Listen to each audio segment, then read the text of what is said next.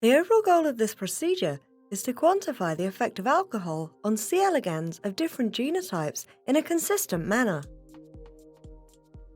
This is accomplished by first creating an agar plate containing alcohol with copper rings embedded in the surface to corral the animals.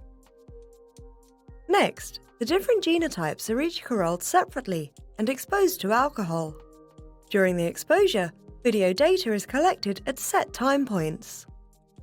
The final step is the measurement of the speed of each genotype using object recognition software. Ultimately, a comparison of speeds at early and late time points is used to uncover abnormal sensitivity or tolerance development to alcohol for specific genotypes. The main advantage of this technique over existing methods, which compare genotypes in different plates, is that the environmental variation is reduced.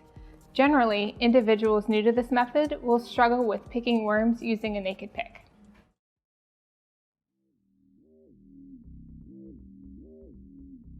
On the day before the assay, pick L4 stage worms to fresh NGM plates seeded with a lawn of OP50 E. coli. Culture the plates at 20 degrees Celsius overnight.